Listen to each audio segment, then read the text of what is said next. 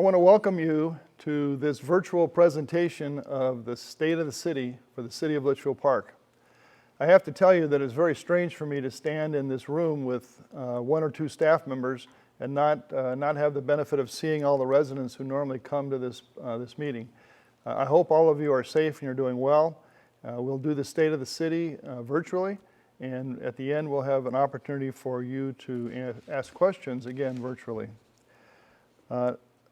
I'm going to start this meeting the way that we always start the state of the city, and quite frankly by the way that the city council and the city staff judges how the city has done when it looks back over city accomplishments, and that is with our mission statement. The mission statement that we have for the city of Litchfield Park, which was adopted by the council many years ago, is as follows. Together, through responsible government and citizen involvement, we will enhance the city of Litchfield Park while preserving the city's unique beauty, heritage, and community values as fostered by our founder, Paul Litchfield. That mission statement is what you should use also in judging whether your council is doing its job in providing you with the living and residential experience that you want from the city. I have to remember to flip these forward or you won't be able to stay along with what I'm talking about. So here we go. Before we get started, I want to go over with the schedule that we're going to follow this year, which is essentially the same schedule we've followed in the past. We'll start with a welcome. Once we get through the welcome, then I'm going to ask the city manager to introduce city staff. Once city staff has been introduced, then I will present the State of the City address.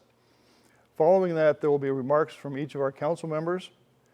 And then we've made provision for public comments and public questions before we adjourn the meeting. The questions are going to be done slightly differently this year. Everyone was afforded an opportunity to submit questions ahead of time. And so we have those questions and we will respond to them at the end of this presentation. They're also in the question response will be done through a Zoom meeting. So it will be a live virtual meeting. And residents are invited to join that Zoom meeting, and you will be able to ask questions during that meeting. So we hope that you will join us for the Zoom meeting following this presentation. I want to begin by recognizing the members of our council. We have Paul Faith, our Vice Mayor, Lisa Brainerd Watson, Ron Clare, Ann Donahue, John Romack, and Tom Rostosi. We want to thank them for all the time and effort that they give to the city to help it be the city that you enjoy. You're always welcome to come to our meetings, and we hold those meetings every third Wednesday of every month. And currently we're holding them by Zoom, so they're easy to follow. But hopefully sometime during 2021 we'll be back to having our meetings at the conference room at the library. Next, I want to recognize the members of our community that serve on our various boards and commissions. The City of Litchfield Park functions only because of its volunteers. Our volunteers, starting with the council, who are all volunteers, down through the various boards and commissions, are the group of citizens that help direct staff and help take the information that we have from the residents to staff so that the city operates in a way that the residents are pleased with, and that we're giving you the value that you should get from the city. So we'll start with our Design Review Board, which is also our Board of Adjustments or Board of Appeals. Susan Charnetsky is the chair. David Ledgard is the chair of the Board of Adjustment, and he's the vice chair of the Board of the Design Review Board. Ron Clare is the new council representative. Ron is taking John Romack's place, who served on the board for many years. We also have Brian O'Connor, who is the P&Z Commissioner Representative, and Rachel Dudley. Next, we have the Industrial Development Board Authority. Todd Kinney is its president. Michael Yates is its vice president. John Wenslaw is the secretary. Michael Faith is the treasurer. And Diane Landis is a board member. Next, we have Planning and Zoning Commission. Frank Ross leads this group. Michael Faith is the vice chair. Brian O'Connor is, as I said before, the Design Review Board representative. We also have Vicki Lynn Alvey, Robert Derry, Deborah Lawrence, and David Ledger. Next is the Recreation and Public Grounds Commission. Anthony Tadai is the chair, Andy Phillips, the vice chair, Joanne Dunn, Brian Culberth, Adam Schwartz, Susan Fix, and Brian Faith are members. So thank you to all the boards and commissions, all the commissioners that do such a great job for the city and its residents. Finally, we want to recognize our city attorney. We've had the same city attorney for decades, literally since July of 1990, so 30 years, almost, well, more than 30 years.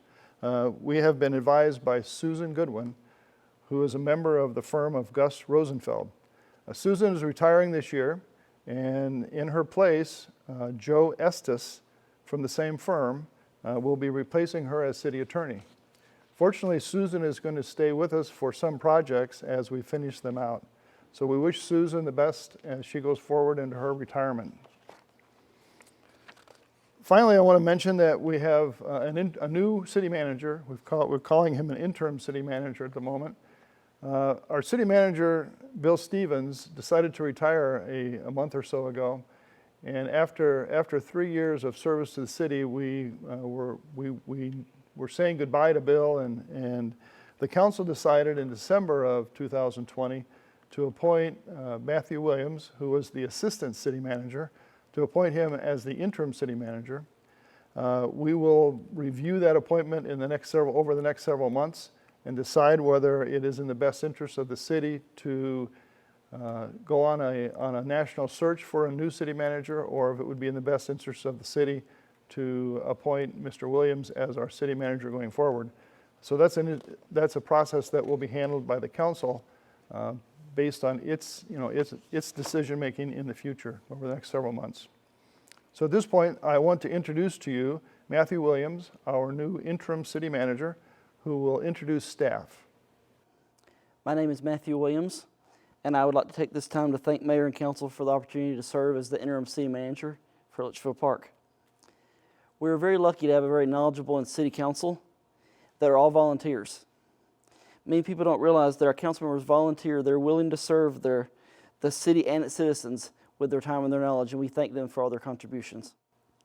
For the city manager's department, we have myself, of course, as the interim city manager, and I'm also very lucky to have Sonny Culberth here with me, and Sonny is our management assistant. In the city clerk's office, we have Terry Roth as city clerk. We have Jenna Huffman as the assistant to council and city manager. We have Marissa Romo, she's our deputy city clerk. Emily Stombaugh is our administrative assistant 1.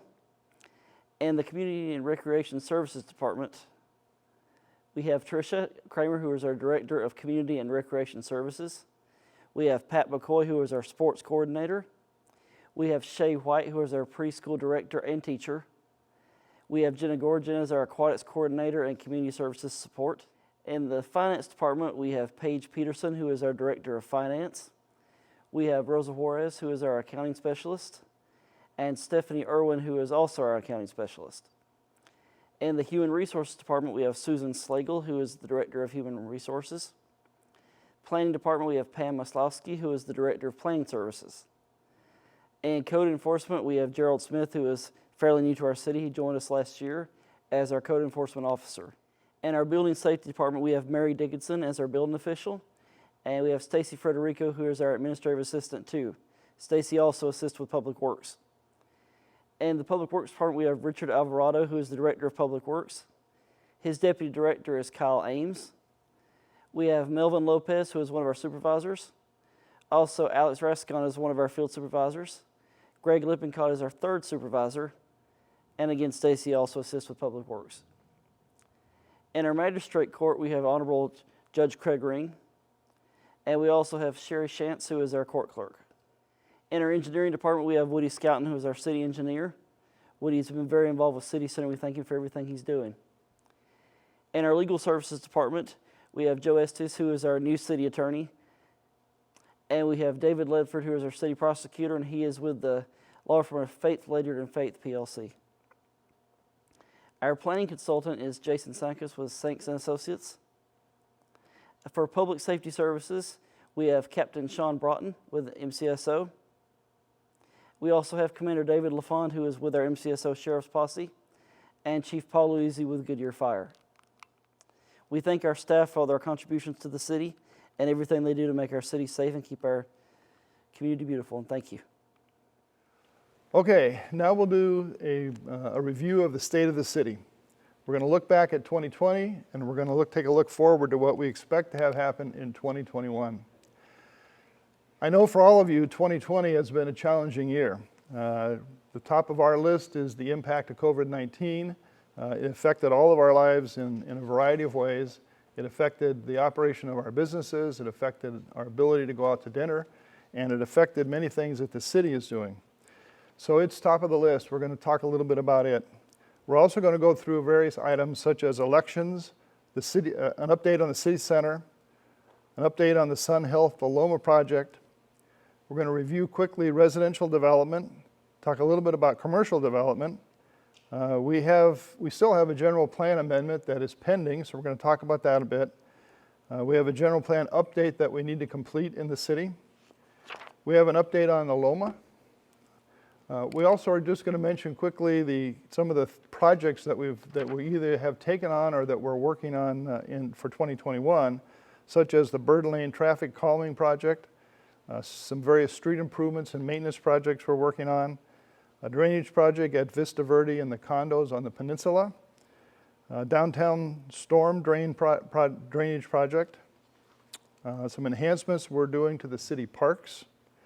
We're going to spend a few minutes on our financial condition and go through how the city raises money and how it's spending the money. We're going to take a look at the 2020 census. We're going to review our rec programs and special events and some of the renovations that we're doing at the rec center. And finally, we're going to talk about license plate readers that we're installing in the city and the posse. So let's start with COVID-19. COVID-19 and its concerns, its safety concerns, its health concerns affected everyone in every aspect of our daily lives. The city, when this first started, the city acting in conformity with various proclamations from the governor's office, we issued various emergency orders that tracked in many cases those proclamations. It put restrictions on business operations. It put restrictions on the ability of some businesses to even operate. It put in place various occupancy requirements so that you had less people who would be able to be in the same area at the same time.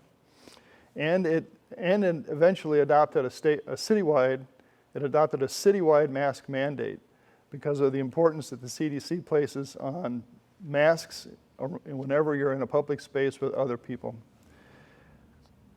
These temporary shutdowns of businesses caused various businesses to suffer financially. The restrictions on business operations caused many of our businesses to suffer financially because they couldn't serve as many people. We understood that was going to happen, and it was a very difficult decision to make that. But on behalf of public safety, we felt it was the only choice that we had. We didn't just leave the businesses totally in a lurch. We went out and contacted every business that was impacted by these orders. We tried to work with them to find ways to minimize restrictions so that they could operate their business. There were several businesses that we were able to figure out ways to reopen even before the governor technically allowed them to be reopened, because we understood that those businesses needed to operate to be able to remain in business. We wanted to minimize as much as possible the impact of these restrictions, even while we tried to maximize public safety. We adopted a temporary business expansion process in which businesses are allowed to come to the city to try to find ways to increase the outdoor areas of their business where they can conduct their business, with an effort again to move as much as possible, move some of the activities outdoors so that the restrictions are less onerous. We also took steps to minimize city-sponsored events that could not be conducted in a way that was safe for the public. So there were several citywide events that were canceled. We changed all of our council and our commission and board meetings to virtual meetings. And we did that to minimize the safety impacts to the individual council members or the individual commissioners from needing to be in a closed environment in close contact with others. And also out of concern for staff and for the public who participated in those meetings. So those meetings have been held by Zoom for the past several months, almost a year now, I guess. We temporarily closed City Hall, and we did that out of caution for the staff that works for us. When we did that, staff was directed to move their operations to their homes. And for the most part, the staff that was able to do that was successful in being able to conduct the business that needed to be conducted from their homes. Obviously, some of our staff can't do that because you can't. It's pretty hard to maintain. One of the parks from your home. So those staff were not able to accomplish their jobs while we were closed. We very quickly, though, reopened our City Hall and reopened the employment of our staff with special rules. So City Hall is open on a restricted basis. If anyone from the public wishes to have an in-person meeting with somebody from city staff, then that has to be made. You have to make an appointment, and we schedule it and make sure that we can hold it in a way that's safe for everyone. Our staff is encouraged to work from home as much as possible. So we have many of our staff members who have been able to conduct their business from their homes and stay in a safe environment. We're also doing things like this presentation being done on YouTube, which is a very unusual situation for us. All I can say is I hope that many of you who've come in the past will still see it on YouTube. It's the best that we can do in this situation to present the material to you in a way that's safe. So next we'll go to the Litchfield Park City Council elections 2020. We had 3 openings this year on the City Council. We initially had 6 individuals apply and were going to be on the ballot. 2 of those individuals ended up dropping out of the race because of concerns with COVID-19. So 4 people actually were on the ballot for the election. The primary election was held in August the 4th of this year, 2020. And at that election, 3 of the people running received enough votes that it was not necessary to have a vote at the general election in November. So we had council members Donahue, Romack, and Clare reelected to their positions. They will serve a 4-year term starting now, and we congratulate them for their election victory.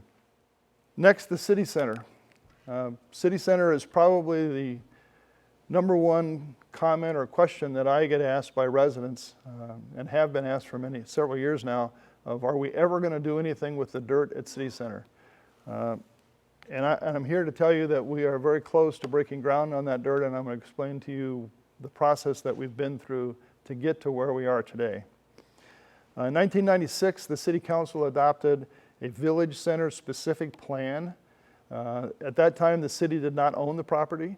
The property owner was not necessarily in favor of this nice plan that was developed by the council.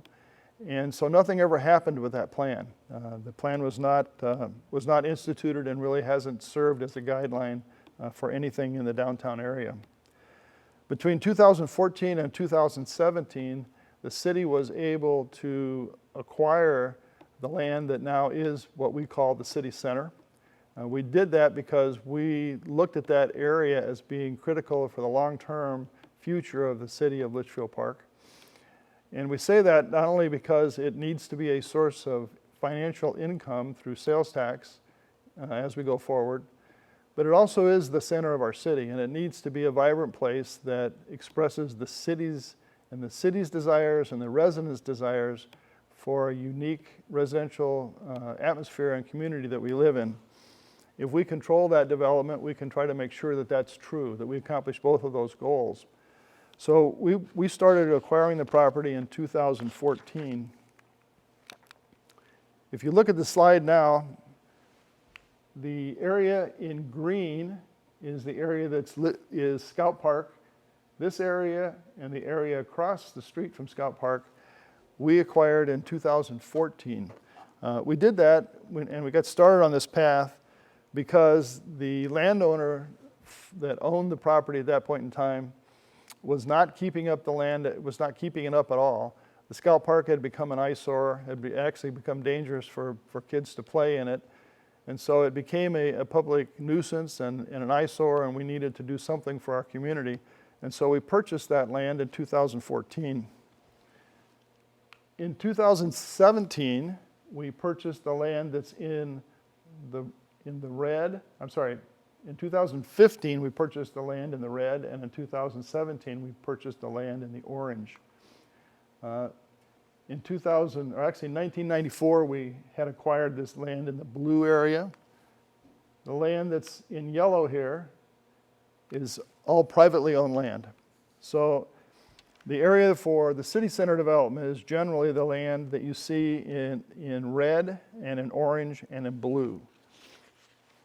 So once we had all of the land, we set about trying to figure out what would be a set of guidelines that the residents would support, given that since 1996, about 20 years had passed. We wanted to find out what did the residents see this property being developed like now. So we retained a firm called Destination LP. We worked with Destination LP for several years, and in May of 2019, the Planning and Zoning Commission adopted or accepted Destination LP's plan that sets forth the general guidelines of the development in the city center. The City Council adopted a general plan amendment and rezoning in November of 2019. Since then, we have prepared what's called a model development agreement, which is an agreement that will be entered into between the city and anyone purchasing a parcel of land in this area. We've set up a process to accept and solicit bids for parcel developments. We have done subsurface soil testing. We have located all of the existing utilities and identified exactly where they are now. That was no easy task, as many of these utilities may date back to the 1730s. So these are some tremendously old utilities running through this section of the city. And obviously they're newer than 1730, but it don't seem like very much newer. So they were very difficult to find. We went out and selected a construction manager at risk to participate with the city in preparing the designs, the engineering designs for the various improvements that will be made to this area. And then that contractor will then submit bids to construct those improvements. That contractor's name is Aiken Gardner. We've worked on refining the street layout and done all of the design work for the extension of Village Parkway into this area.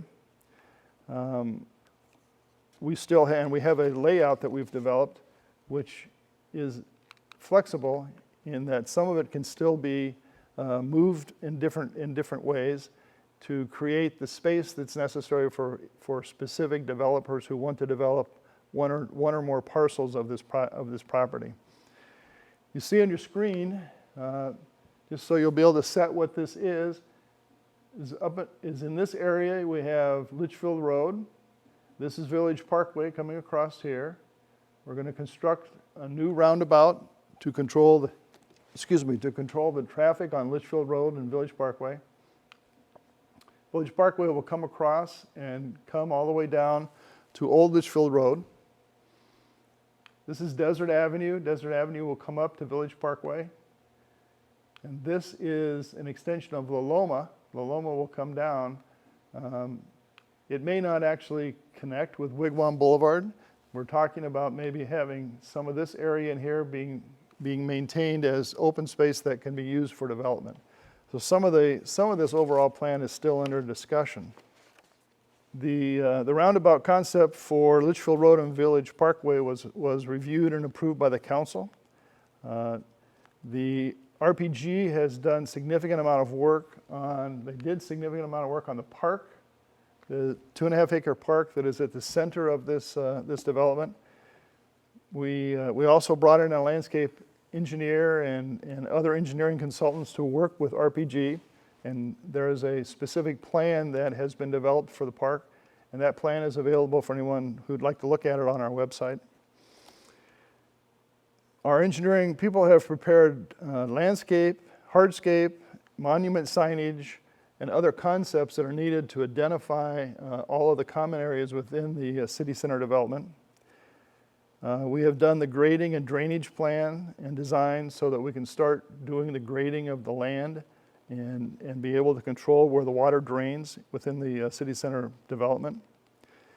We have worked with utility companies to coordinate the location of all of the required infrastructure for the development, and all of the plans that are necessary to construct that infrastructure have been worked on and are completed so that we can start putting in the utilities that are needed within the development.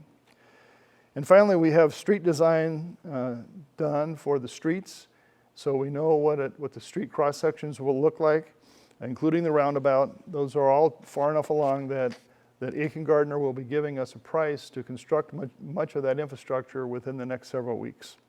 So what does that mean in terms of moving dirt? I've been trying literally to get the wall along Litchfield Road torn down for a couple of years now. And every month I think it can happen, and so far it hasn't. But I think actually we're going to move some dirt here very shortly. We have made tremendous amount of progress at getting to the point where we can start making the city center a reality. Our engineer actually has told the council that he believes we can start constructing the utility infrastructure as early as April of this year, April of 21. I think that probably is more realistic in June, but either way, it will be a tremendous day when we can finally start moving some dirt and putting in the infrastructure for the utilities. We hope to see phase 1 of the construction of Village Parkway and the roundabout start sometime later in the summer. The engineer says July of 21 is realistic. Again, I think it may be a little bit later than that. I'm looking for more like maybe September. And then we actually have a local developer that is very serious about constructing the very first building within the development. Those discussions are ongoing. They've been going on for several months. The developer is in the process of bringing some initial renderings and elevations and concepts into the city manager, who will communicate them into the various council members and staff in the next week or so. So we're seeing movement within the development community. The main thing that is being worked on at this moment, the first thing that has to be accomplished before we actually start moving dirt, is we have to finalize a financial structure for the entire development. All of the infrastructure, the roads, all of the park, and all of these things that need to be built to make this a long-term success and need to be built over, in some cases over the next year and in some cases over the next 4 or 5 years. They represent a tremendous investment in this property. Our engineering estimates are as much as $21 million worth of infrastructure and roads and park improvements are needed. So before we can go forward on selling parcels of land and before we can make commitments on putting in electrical or other types of utilities, we've got to have a financial plan that makes sure that this development is going to be a financially sustainable and successful development, not only for the city and its residents, but also for the people who want to use this and be the vendors who will occupy the space, either the restaurants or the other retail businesses or the office building, the office users. It has to be successful for them also in terms of the cost of all of this. So we are working very diligently on some different financial structures that we believe will lead to a successful development. Those need to be finalized and brought back to council before we can start moving dirt. So the first phase is going to work on the roundabout. You can see it here. This is the roundabout area. This is Litchfield Road. This is Village Parkway, and this is the extension of Village Parkway into the development, and this is the park. So phase 1, as we anticipate it now, is constructing the roundabout, bringing village parkway across and into the development, and then constructing at least the outline and the initial grass and irrigation systems for the park. It's another rendering of the roundabout. The central area of this roundabout, although it's not shown, the detail of it is not shown, will be a beautiful monument and entranceway into the city. It'll serve to notify everybody that they're in Litchfield Park, and it will serve as an entryway into the city center itself.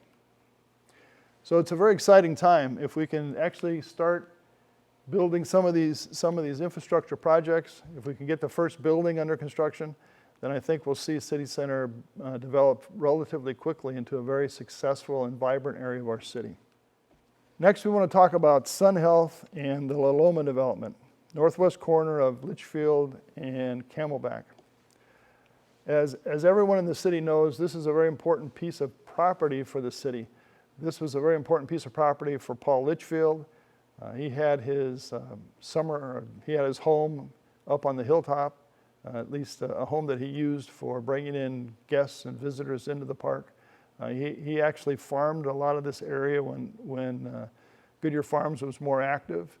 It was a very important piece of property, and it continues to be a very important, a very important piece of property for the city.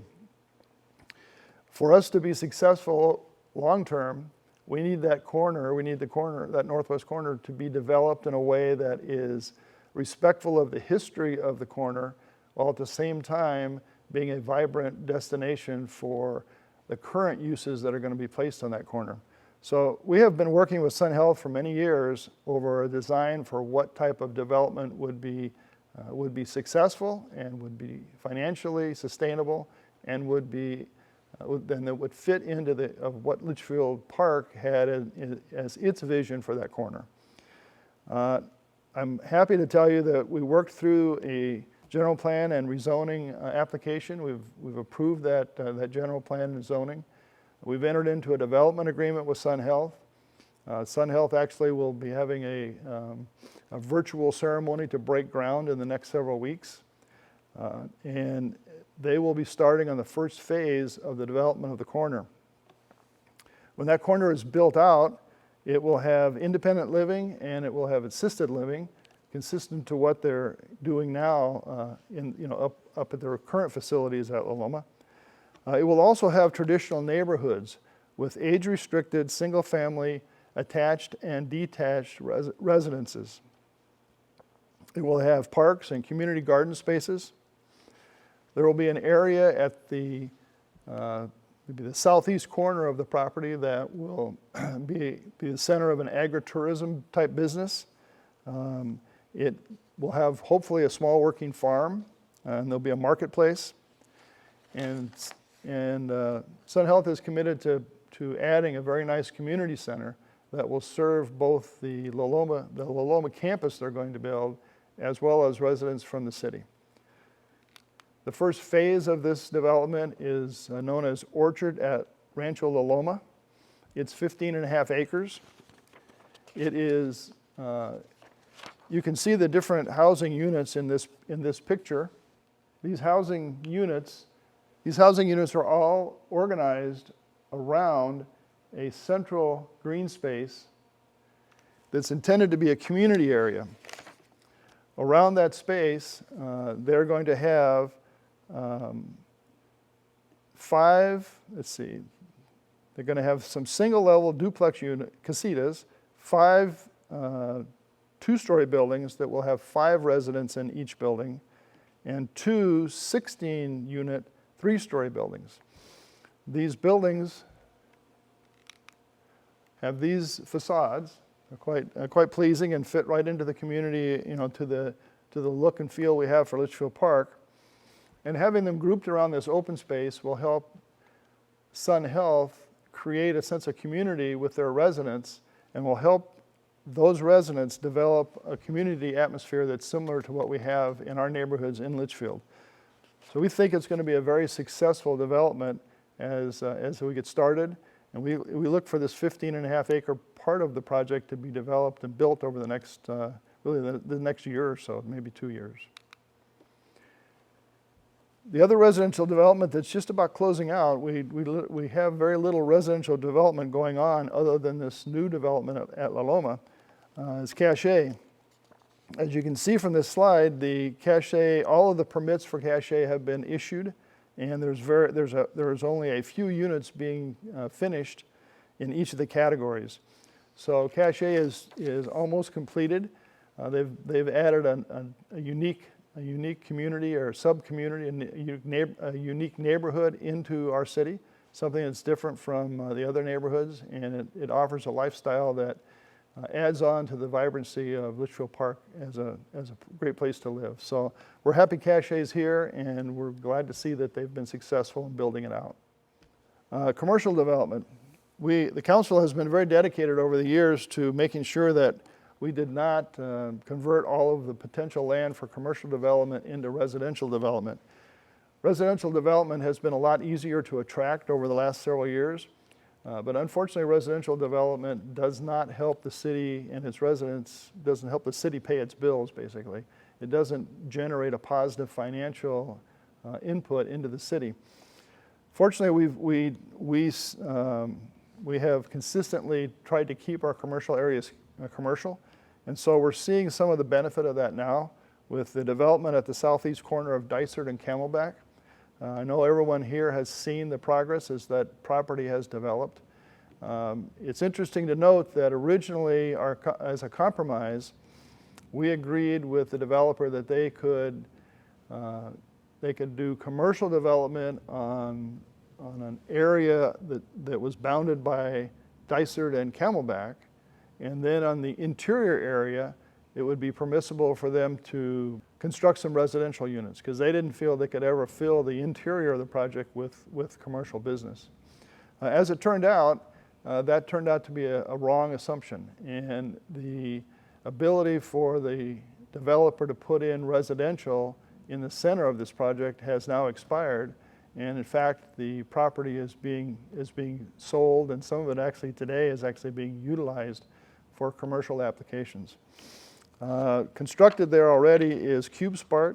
And CubeSmart actually is in an area that originally the developer thought would have to be residential. We also have Dignity Health and AutoZone. Coming shortly, we have a new Denny's restaurant, which is supposed to open by May of 2021. We have permits that are pending for a new car wash by Cobblestone. We have discussions that are taking place on the development of a coffee shop, a drive-up coffee shop, and a fast food restaurant. So the land in this development is being developed, and it is adding to our tax revenues for retail sales tax. Okay, another piece of property that I often get questions on is the northwest corner of Wigwam Boulevard and Litchfield Road. The 15 acres or so that sits across from City Center and adjacent to Cache. The landowner for that parcel brought a major general plan amendment and a rezoning application to the city in 2018. The general plan amendment was reviewed by the council in December of 2018, and at that time the amendment was continued on our calendar so that the zoning application would be able to catch up and be considered at the same time as the general plan amendment. Staff made comments to the landowner concerning the rezoning application. Since those comments were made, the applicant has not brought forth any responses to those comments, and there's been no further movement on the proposed general plan amendment or the rezoning amendment. Rezoning application. So the project is waiting to see what the landowner wants to do going forward. And if there's any change to that, we will let all of the residents know. General plan update. The city has a general plan that covers all of the land that is within its city limits, and it designates land use for each of the parcels of land across the entire city. Every 10 years, that general plan needs to be reviewed and potentially updated, and then it goes to the citizens of the city for an up or down vote at a general election. This year, it was not possible to follow the procedure that we normally would follow with a general plan update because we couldn't have in-person meetings where we were able to meet personally with residents and take their comments personally. We didn't believe that it could be done properly in a Zoom setting, and so what we did was to readopt the general plan that we have in place. We did that in May, and then we are going to wait until we can actually come to the citizens with a new update and bring that to the citizens in person in a normal meeting and be able to receive comments directly from them at that meeting. So that general plan update will be coming to you sometime maybe late 2021, but certainly hopefully by early 2022 so that we can get it on the ballot in 2022. Next major development is the Historic Society's work on the P.W. Litchfield Heritage Center. This is quite a project. It is it's being shepherded forward by the Historic Society. They have retained the architect Orcutt Winslow. I know many of you know that name, and Orcutt has had a piece in designing a lot of the buildings that are in Litchfield Park. The contractor they've selected is Waltz Construction, and they're working on the refurbishment of the P.W. Litchfield's home and the addition to that home on the side with a museum that will house the Historic Society. The team has been fundraising. Their capital campaign, they have brought in $2.3 million, which is 66% of their $3.5 million goal. I want to recognize generous donations that have been recently made by both the Boswell and the Sun Health Foundations. I know the Historic Society appreciates it and the City of Litchfield Park appreciates those donations. This project is going to anchor the redevelopment efforts on the hilltop. There are other discussions with other groups about things we can do with other pieces of the hilltop so that hopefully over the next several years we're going to end up with a gem as opposed to an eyesore with the hilltop, and it will again become one of the centers of activities for our residents and for residents across the valley. It's a very important development and one that I think is going to bring a lot of attention to Litchfield Park because of the way that it highlights our heritage and our history across the Southwest Valley. Now some more mundane things within the city. Bird Lane. Bird Lane has been a historic speeding problem. It is something that consistently comes up every time you talk to any residents who live on Bird Lane. We have had people in the past probably doing more than 60 miles an hour on Bird Lane. It is dangerous for the children that live on that street, particularly as our city has changed over the years and we have a lot more young families now living in this area and a lot more young families who live on Bird Lane. We have more kids that we have to be careful of. Bird Lane residents were surveyed in terms of what things could we do to help the situation, and their overwhelming choice was to install a speed hump system to just slow the traffic down. That was taken to council. Council approved that installation, and the speed humps were installed in July of 2020. Unfortunately, the design of the speed hump needed to be modified a little bit so that we could accommodate the Goodyear Fire Department trucks in a better manner. So those modifications were made in November of 2020. I drive Bird Lane pretty much every day, and I can tell you that from my personal experience, my anecdote is that traffic is much slower on Bird Lane. Everyone that I've talked to who lives on Bird Lane says the same thing. Traffic is tremendously reduced in speed, and it's a lot safer. And I suspect that we've also maybe cut down on some of the people who used Bird Lane in the past as a way to cut through from Litchfield Road to Camelback. And it's much less desirable for people to do that instead of just going up to the corner at Camelback and Litchfield and making a right turn. So overall, the project has been a very big success.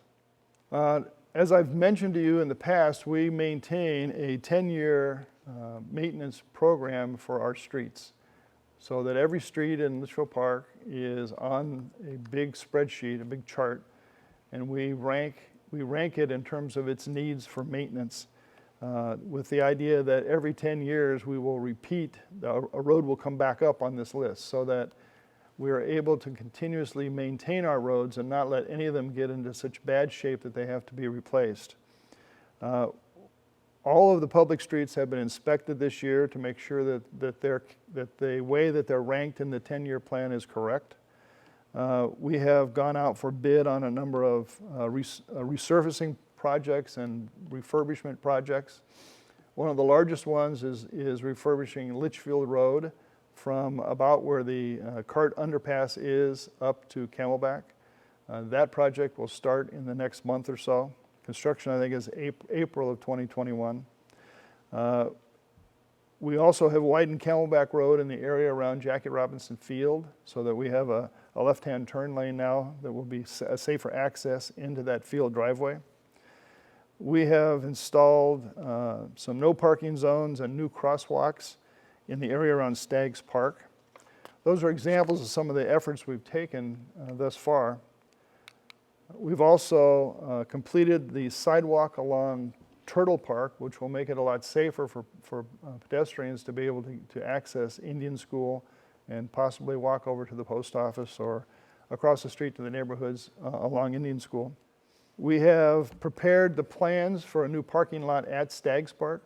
There are various discussions that have been ongoing with the church, St. Peter's, for several years.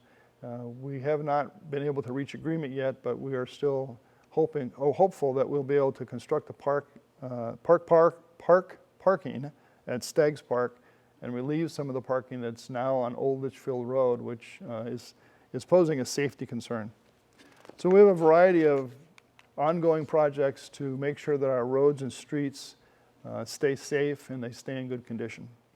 Vista Verde, which is an area in the peninsula, you can see it in this drawing. It's the area in red.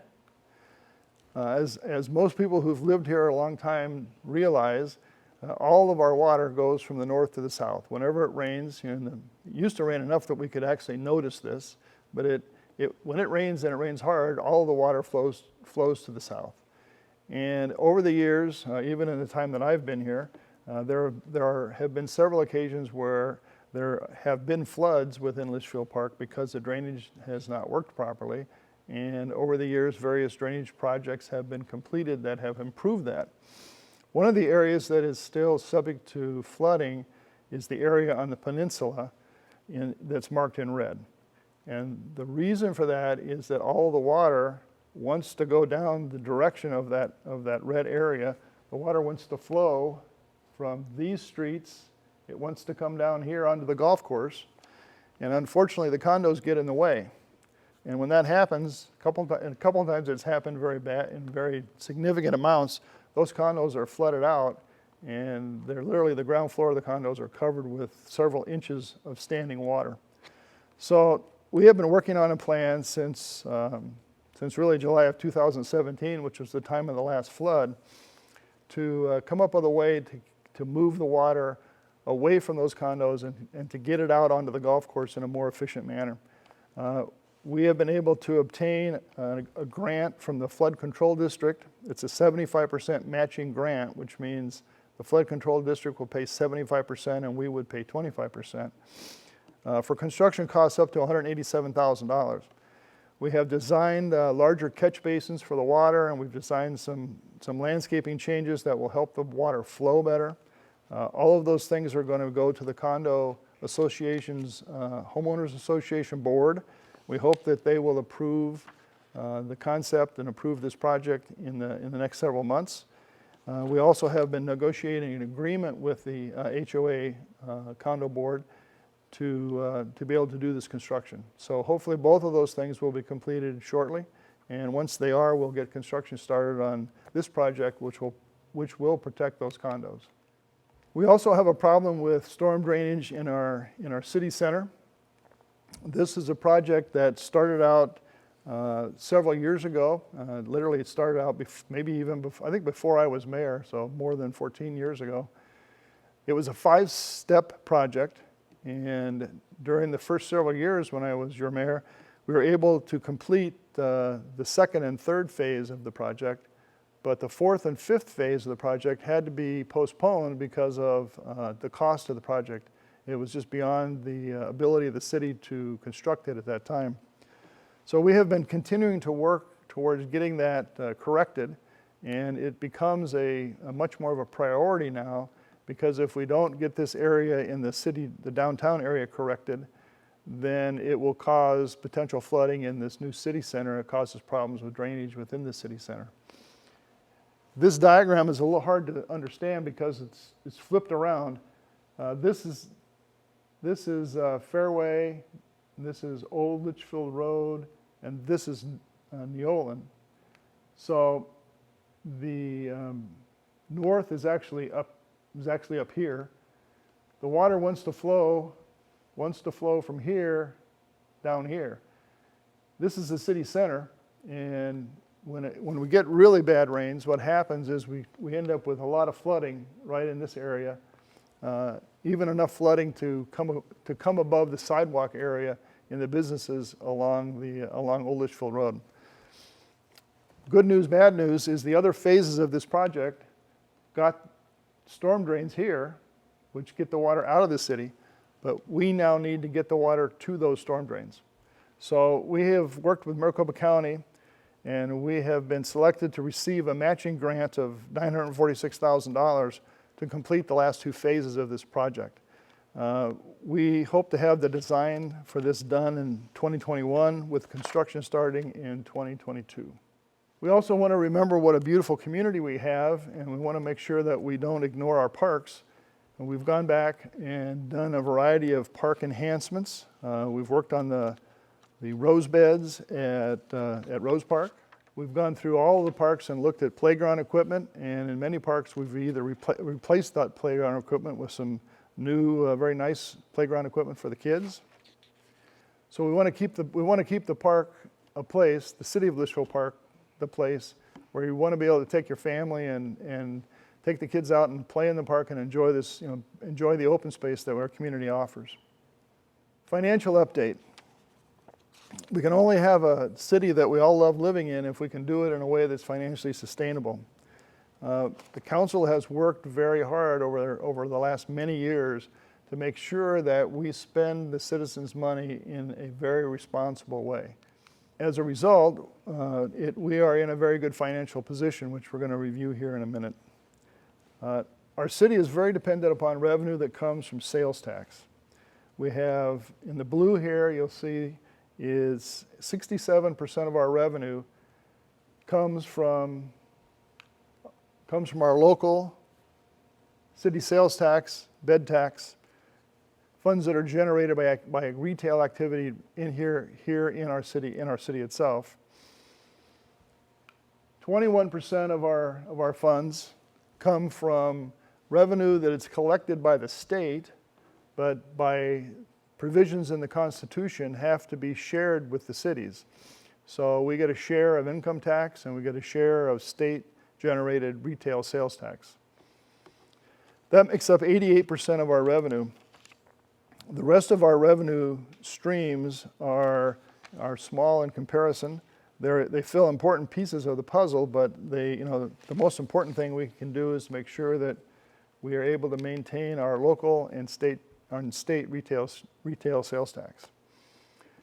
This gives you an idea of the makeup of all of our revenue over the last several years. The blue, again, is our local sales tax. The red is our state shared revenue. And the green is our construction sales tax.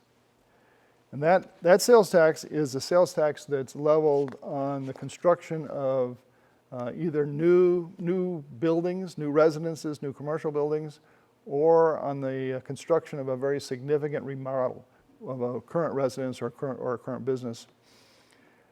That revenue is one-time revenue in that it doesn't happen every year. It only happens when you build something new. So it's not revenue that we can use to fund expenses that are ongoing every year. If we do that, then we create a very unsustainable financial situation in which if we don't have construction activity, then we can't fund our budget. Obviously not a good way to go.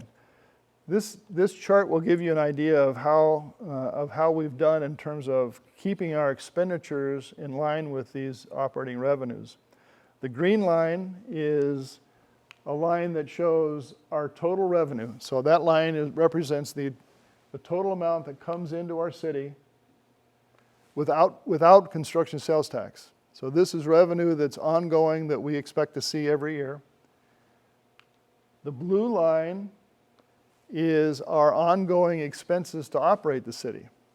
So our goal has been to make sure that we always keep the blue line we want it under the green line, so that we make sure that we are not having to use our reserves to fund ongoing activities, ongoing operations, unless we get into a situation where you have a particularly hard recession or some emergency that requires it. So as you can see, since 2016, we have been able to keep the blue line below the green line. The red line shows you our total expenditures. The red line, if you'll see in 16, 17, 18, we had a number of one-time expenses that we spent money on during those years. Some of those expenses probably related to the city center. I'm sure they related to land purchases.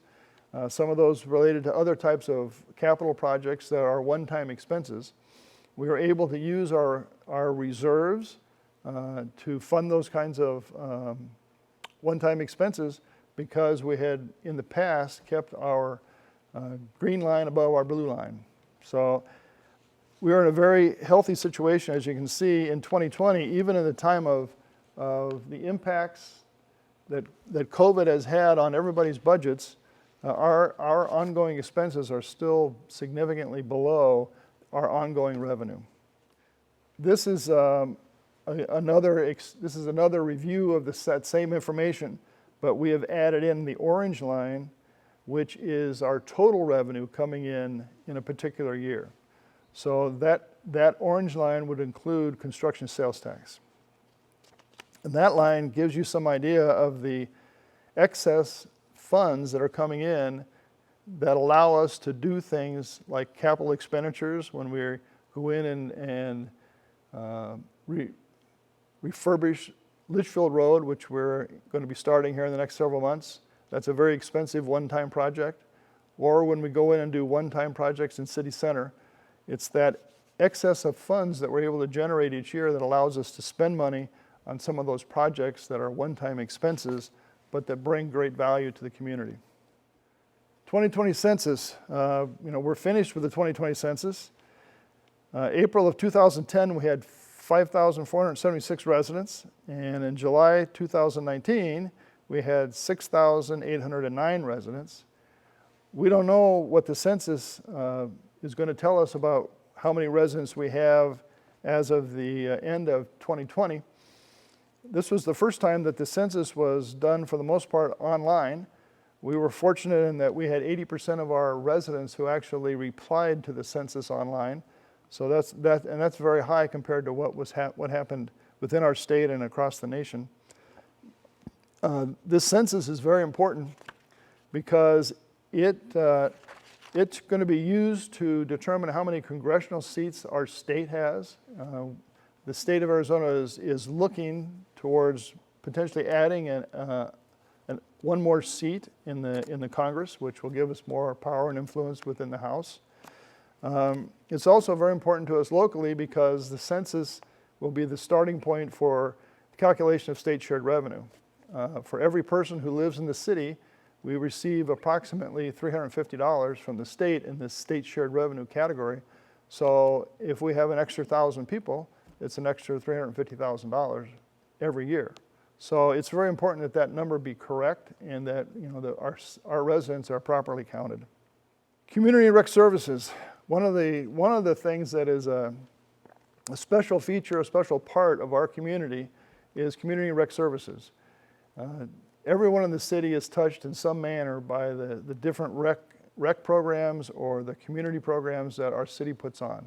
Whether you go to the pool and go for a swim or you happen to be part of the fitness club at the pool, You also are affected by the community and rec department when it puts on a festival. So if you go to Christmas in the Park, or you go to the trout fishing derby, or you go over to a concert in the park series on the Wigwam lawn, there's just so many different things that the community and rec services does every year that are important to the lifestyle that we enjoy in Litchfield Park.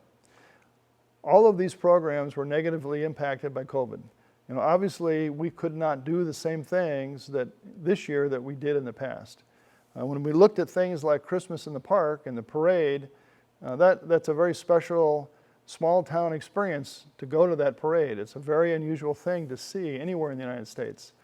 But it was totally out of the question to have that this year because of COVID. It simply would not have been a safe environment for anyone had we done that. So it was canceled. And in its place, we put in a virtual Christmas in the Park parade. It was nothing like the parade that we normally would have, but we tried to capture as much as we could the spirit of that festival and the spirit of the parade in that event. We made the same kinds of changes throughout the entire rec and community services program. We delayed the opening of our pool till June 1st. We reduced the capacity of people who could be in the pool. We extended open swim times. We eliminated the use of the pool for swim team training. There were still 165 people who registered for youth training, youth swim classes, water aerobics.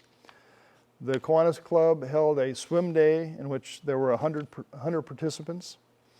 We still had some swim lessons and some private use of the pool. So we got some use of the pool, but less than what we would normally get. Preschool. We have a very successful preschool program. It is licensed by the Arizona Department of Health Services. We have teachers that focus on teaching these young children a variety of fine motor skills and a variety of skills that will make them more successful when they go to school. Our 2019-20 school year was dramatically impacted by COVID. We were at capacity with a waiting list with 57 students in 3 classes that went from 3.5 to 5 years old. Due to COVID-19, that program had to be shut down on March 6th. For the 2021 school year, we delayed the school opening until October. We tried to match our schedules generally with the Litchfield School District schedules. We adjusted capacity to a maximum of 13 people per class. So instead of 57 from last year, we went down to 39. The city purchased individual desks to make sure that each child had his or her own desk that they could sit at, and we were able to space those desks out enough that we could keep those kids safe. We had to go to virtual learning in November because of COVID-19. Eventually, through that November period up through January, we did pre-recorded educational activity videos that were posted on the city website. We had various arts and crafts and educational packets that were provided to the students. We had a show and tell time via Zoom. So these kids got to use Zoom and learn a little bit about virtual meetings. Finally, we've been able to get back to in-person learning with these kids starting January the 4th. All of the teachers and all the students have appropriate PPE, and they are kept in an environment that is safe. Youth sports, another highlight of our community. Slide. Youth sports. Unfortunately, it was impacted also by COVID. We are a Better Sports for Kids quality program provider. We are recognized as a leader in the youth sports area, which is one reason why we were honored with the Jackie Robinson baseball stadium for our Little League kids. This winter we had 308 participants in our basketball program. Unfortunately, our fall and spring basketball program and our 2020 coach pitch program all had to be canceled due to COVID-19. We were able to do some flag football and t-ball in the fall. We had 71 participants in those activities. We had 81 t-ball registrants. Again, numbers that are far down from what we would normally serve, but it helped us keep everybody in a safe environment. COVID-19 measures that we took, all coaches and spectators were required to wear masks. If you didn't wear a mask, then you didn't coach or you didn't come and watch. All equipment was sanitized throughout the game by the staff. There were no post-game snacks or handshakes or even fist bumps. These things were done to keep these kids safe, and fortunately, we've had a very safe program. We also continued to operate our tennis courts. We had 316 registrants, but the class sizes were reduced from 14 to 8, again, in the interest of safety. Another highlight of life in Litchfield Park are the various special events that we have. All of these special events were also impacted in some way or another by COVID. The ones that were in our 2020 events included the Litchfield Park Gathering, the Kiwanis Fish, I can't say it, but it's an enjoyable event, the Kiwanis Trout Fishing Derby, the Friends of the Wreck Fun Run, the Spring Art and Wine Festival, our concerts in the park. Some of these events, we were able to conduct the events under special rules that mitigated the impacts of COVID-19. Some of the events, like Memorial Day, we had to, 4th of July, we had to cancel. 4th of July Splash Bash, the 4th of July fireworks that we do in conjunction with the Wigwam, we had to cancel. We added some new events like the drive-in movie night, which were all designed around the idea of social distancing and making sure people were safe. We were able to continue to hold Oktoberfest in partnership with the Wigwam, but we did it in a dramatically different way in which there were fewer people who were able to attend. They actually sat at tables and had only served dinner, so there were no buffets or going to a food truck to get dinner. The game night had to be canceled. All of these events that we held, all of them were done in conformity with state guidelines on safety measures that are necessary to mitigate the impacts of COVID-19. All of the recent festivals that we've held, those mitigation efforts actually were filed with the state health department before the event was held, so that the state health department had noticed that we were having the event, and they had the opportunity to review our plans and suggest any enhancements that they thought we needed to make. So we have done everything we can to be responsible in the way we hold these special events so that we could continue to provide some of the service that they provide, but only to do it in a safe manner. Some of the steps that we've done in our mitigation plans are face masks and social distancing is absolutely required, and it is enforced at any event. We have expanded the distancing between booth spaces. We have on-site hand washing and hand sanitizing stations. We routinely clean and disinfect any surface that we believe will be frequently touched. We have line queues laid out so that we maintain spacing in lines. We have daily vendor health screenings to make sure that the vendors are not showing any signs of illness. We have a first aid booth offering COVID-19 information at every event. And we have special signage throughout the event to notify people about these measures so that there's no confusion or misunderstandings. Fortunately, with all the things that we have done, so far as I know, we have not had any significant issues, really no issues that I'm aware of COVID transmission at any of our events. We have not been identified as a super spreader event or even a simple spreader event. So the staff should be congratulated for all the efforts that they've taken to make the rec programs safe for our residents. The rec center, we've been fortunate to be able to do some renovation this year. Because of generous donations from the Kiwanis, we were able to refurbish both the basketball court and the tennis courts. You can see from these before and after pictures that the courts were in great need of attention, and after we went through the refurbishment program, both the basketball and tennis courts are in great shape once again. We've also started on renovations of the wall and the rec center preschool building. The outside needs to be painted. We're doing some work to the cool deck so that it's in better shape, and we'll be ready when we're able, hopefully, to open up to a more normal season at our pool. Another item that the council has been working on is public safety. We live in a very, very, very safe community. We have on our website, we have every week, you can look to see reports from our police officers, which is MCSO. We have a report that tells you what happened during the week in terms of activities that the police have had for anything serious. So if there's any serious, even traffic accidents are on that report. Most days, and when I say most days, it's probably averages 3 days out of 7, there are no entries on the report at all. So there has been nothing significant happen during the day for the MCSO officers to report on. The other 4 days, we'll end up with something reported. Many times it's a traffic accident.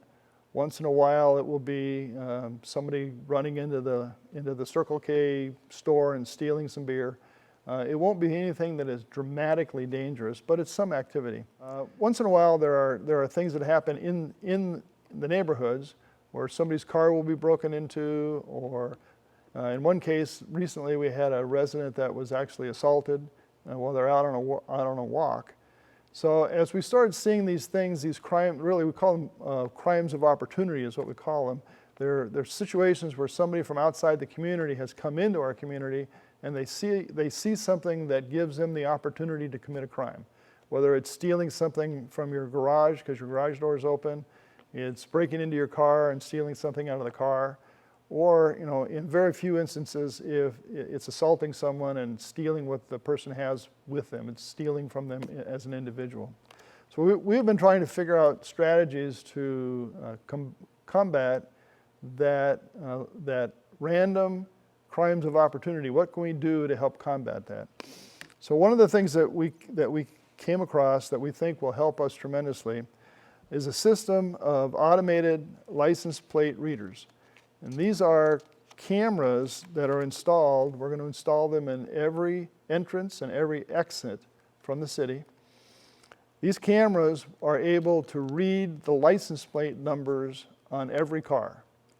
They are not traffic enforcement cameras, so they have no idea how fast a person's going. They don't do any facial recognition. They have no facial recognition technology.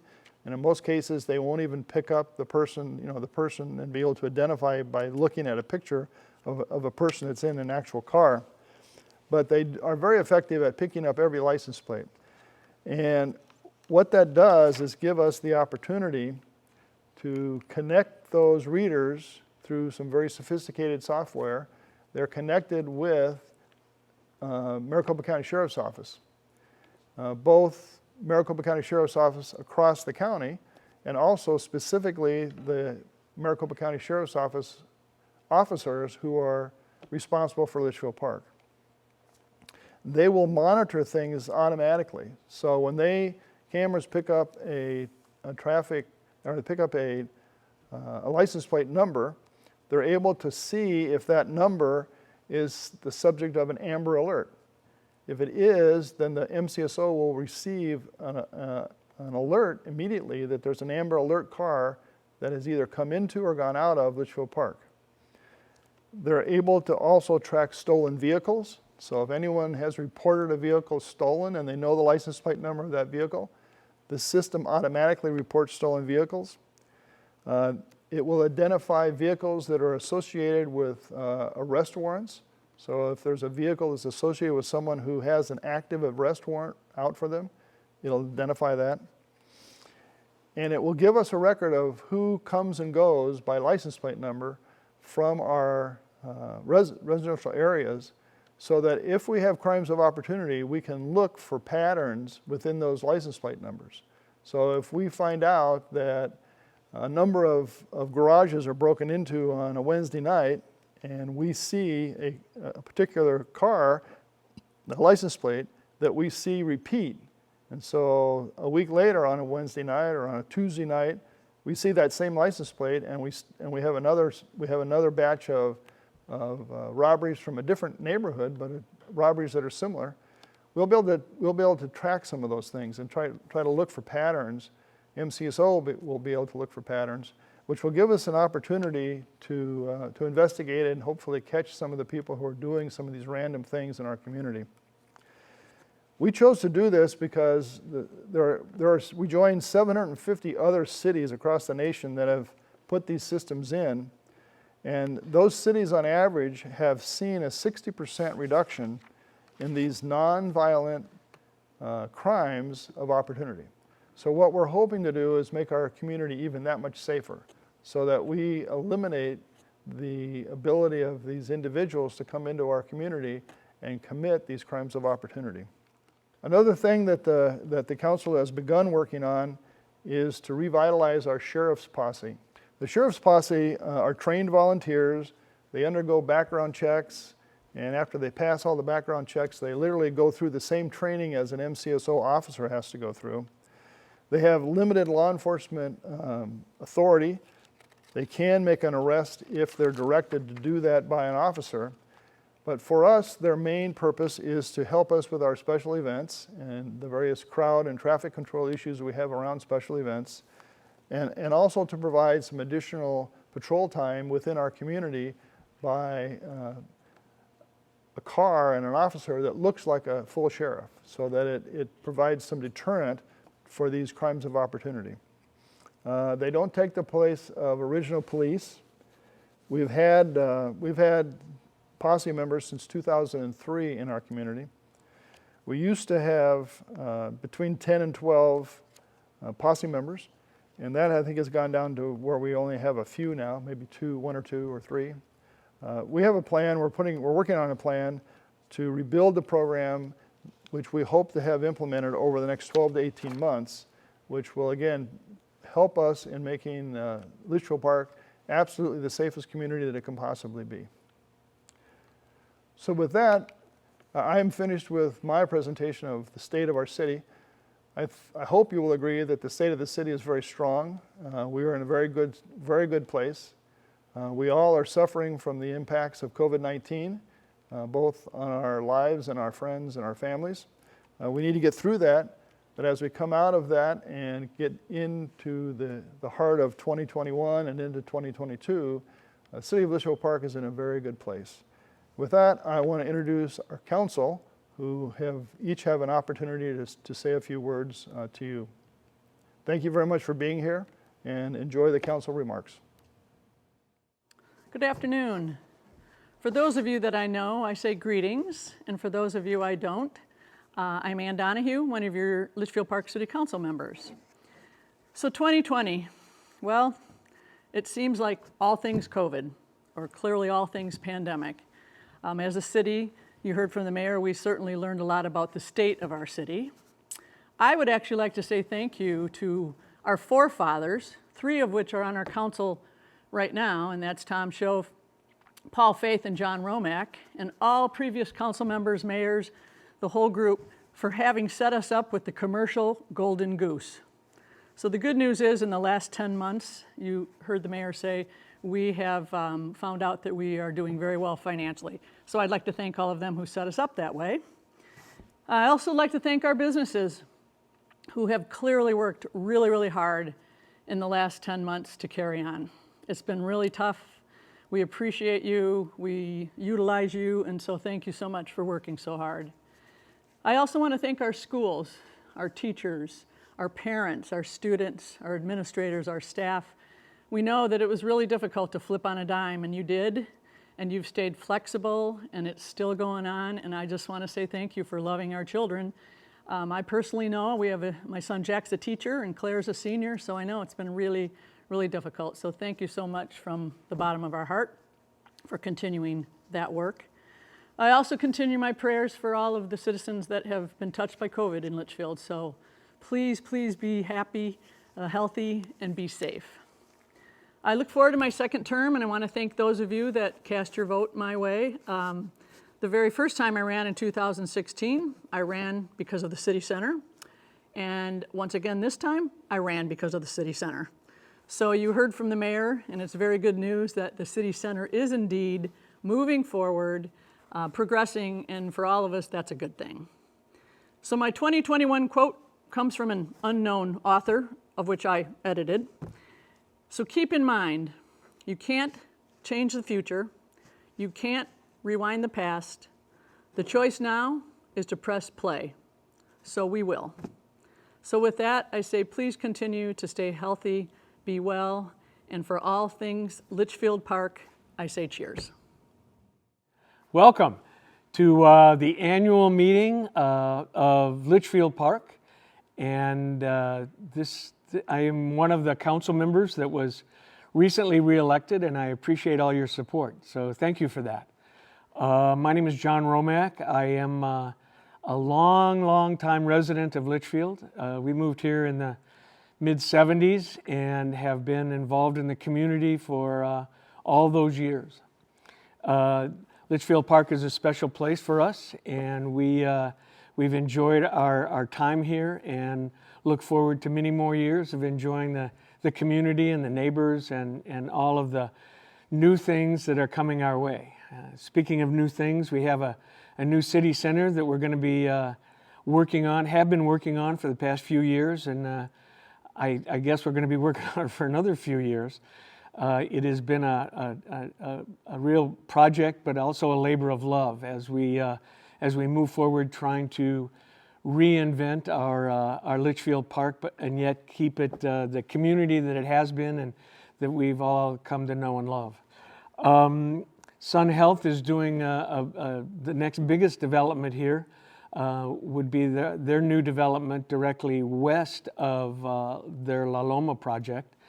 And it's going to be quite involved and quite interesting to be a part of seeing that come together as part of the design review board that I've been on for the past few years. The Heritage Center, the Historical Society, is doing the old Paul Litchfield winter home. Is going to be redeveloped and become the Historical Society's headquarters, and they will be getting involved in that development here shortly. We're still in the process of raising some of the funds, but there are a few of us to think that they probably have enough to get it going, but we shall see. I'll leave that up to other powers that be. In looking forward to the city center, we're trying to develop it so that there's going to be more and more special events, and it'll incorporate those events, that we will be able to involve and enjoy more activities just in a general nature. We already have the Indian Arts Festival. We have a number of festivals, and we would like to build on that and grow on that. So we look forward to that coming forward in soon. Yeah, one of the things that we're going to be doing is cameras, license readers, as we try to combat the minor or petty thefts that are involved in our neighborhood. One of the ways that we're able to do that is installing cameras at all the entrances to the community, where we'll be able to read the license plate and know who is in our community. If something occurs at 1 o'clock in the morning, we can go back and check the cameras and say, okay, who was coming into our community after 10 or 11 o'clock at night, and who are these people, and try to get a handle on some of the petty thefts that are occurring. So anyway, there's so many various areas, and I know that the mayor has spoken to most of these subjects, but a few of them are near and dear to our hearts, and as a city council, we're trying to do really everything that we can to try to make Litchfield Park sustainable and keep it the way it is. But the other side of it is keep moving forward and making it the community that we all want it to be. So having said that, again, I want to thank you for your support in the previous election, and I look forward to working with the other council members and the mayor and vice mayor. It's been a real pleasure to have worked with them over the past years, and look forward to the next 4 years. Thank you. Hi, my name is Ron Clare. I'm one of the recently re-elected City Council members and very honored to serve the City of Litchfield Park. As you heard from the Mayor's comments earlier, it's been a really interesting year. We've gotten a tremendous amount of things done, and the future for Litchfield Park is extremely bright. So very excited about the City Center and actually seeing some dirt turn and shovels in the ground and things happening there. The project that we've gotten done with the design work is going to be absolutely amazing and be a great central focal point of the city as we go forward. The other things that we've really looking forward to seeing happening is some of the roundabouts coming in to change our traffic patterns and create a new entrance into the Wigwam, as well as growth on Camelback and turning that into an enforced no truck zone to keep the peace and quiet for all of our residents on the northern boundary. The city is in an amazing shape. I'm really proud as the newest member of the council to be able to see the work that's been done and how well this council and the leadership of the city has put this city in great financial shape to be able to do these projects, especially in the year that we've all gone through with the pandemic. I'm very proud to be part of this group. I'm extremely excited for the future and what we're doing, and I look forward to having all the residents see what we have coming up because it's an extremely bright future for this city. Thank you very much. First of all, thank you for your interest in the state of our city. Our political system is designed to be at its best when the people are engaged in the process. I would also like to thank Mayor Schoaf for his clear presentation today and his strong leadership through this most challenging year. I'd also like to thank and acknowledge the huge contributions and efforts made by all the employees of the City of Litchfield Park. They have responded to the challenges of 2020 with professionalism and grace. You know, in 1918, our country faced the Spanish flu pandemic. The Litchfield Park Historical Society has an exhibit currently up on the topic and recently posted a presentation on the topic. I would highly recommend you check it out online. I bring it up because it's so interesting to see how many connections there are between the two pandemics. Interestingly, as the Spanish flu pandemic came to a close, despite the huge loss of life, the community that became, or would become, Litchfield Park one day had built 2 permanent classroom buildings and a hospital in response to the pandemic. Community leaders had acted responsively to the people's needs and now was poised to move forward. As we've made decisions as a council over the last year, the impact of COVID and our actions has been at the center of each conversation.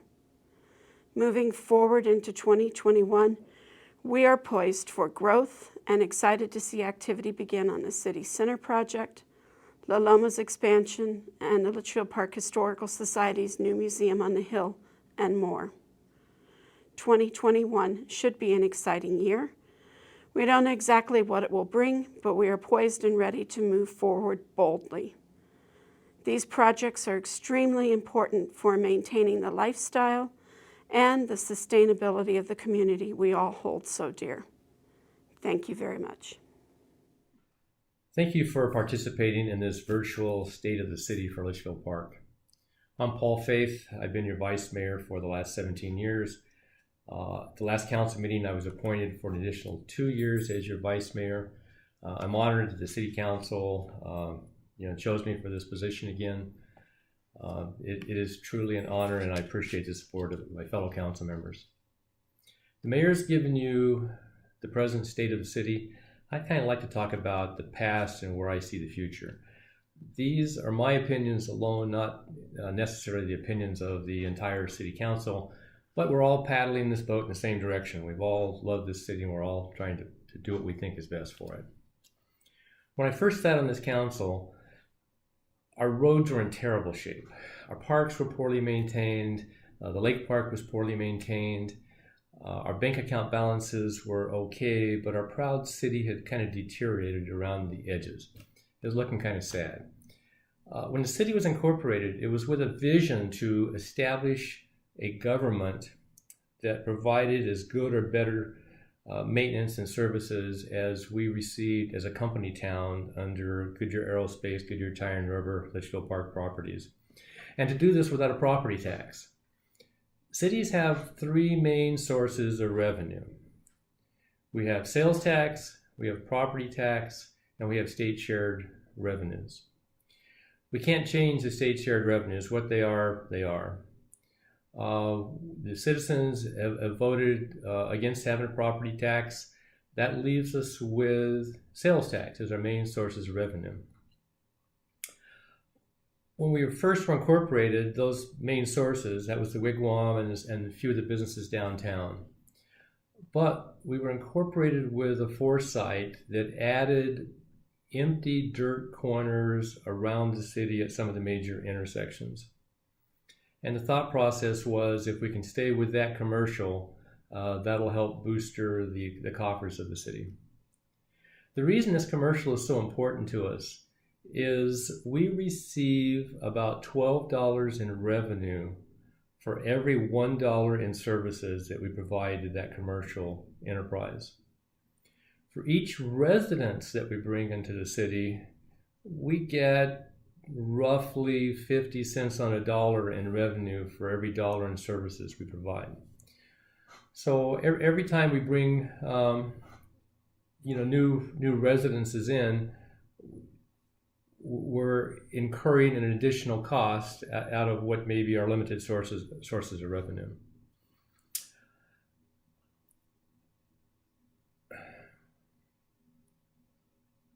The current state of our city finances is excellent. Our commercial base has grown, our revenues have grown. We have more money in the bank than I have ever seen in my 17 years. Even through this pandemic, we've done very, very well. Our streets are in the best shape they've ever been in. We have an ongoing 10-year maintenance plan for the streets. Our lake and our parks are in good shape. We bought Scout Park, which was actually a private park owned by private developers. It wasn't a city park. We purchased all of the empty dirt behind City Hall, behind our business center there, which was being held by developers for decades and wasn't being developed. And we're designing that right now to add another park, to add a street through it, and to develop that in accordance with the wishes of the citizens that came out during various public meetings that we held before the pandemic hit. We've got a lot of other projects ongoing also, and we have, like I say, more money than we've typically had in years in the past to try and do these projects for the city. The current state of the Arizona economy with retail projects, retail is weak. Residential is extremely strong. Consequently, we have been pressured at times to convert what we foresaw to be commercial property into residential property. That's not always in our best economic, best economic considerations. We've seen that there is probably an unmet need for retail and services in our area. The Fry Shopping Center was built and developed, and every pad sold and every space leased almost immediately. The development at the southeast corner of Dysart and Camelback is proceeding along strongly. So I think both of these projects show we have unmet needs for retail and commercial in our area. So my personal opinion is we need to stay strong and resist the effort to convert property that is zoned commercial into residential.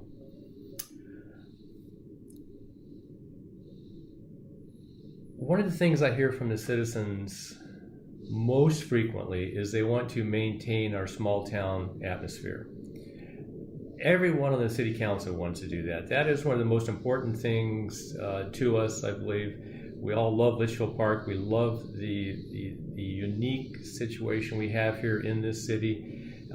It's one of our strengths. It's our open space, our parks, our greenery.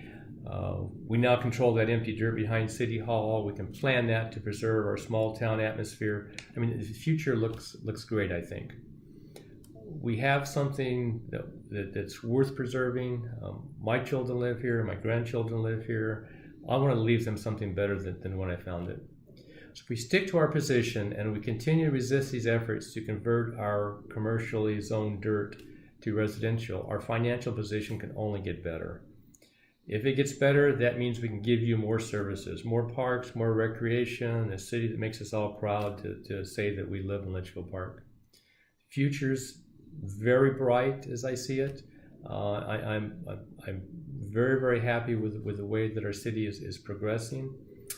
I would ask you, you're involved in the city or you wouldn't be watching this video, please stay involved, please communicate with your council members. We all have emails. We'll get back in the community when the pandemic is over. But please communicate with us. Tell us what you want. We're here to run this city and operate this city in a fashion that you want. We all have email. I check my email. I respond to almost every email that I get from the concerned citizens. So with that, stay safe. Thank you for participating. I hope you enjoyed the State of the City presentation thus far. Please stay tuned and join us for the question and comment portion of this meeting. You can go directly to that portion by clicking the link that is on the YouTube presentation and clicking in the description section that is directly below that presentation.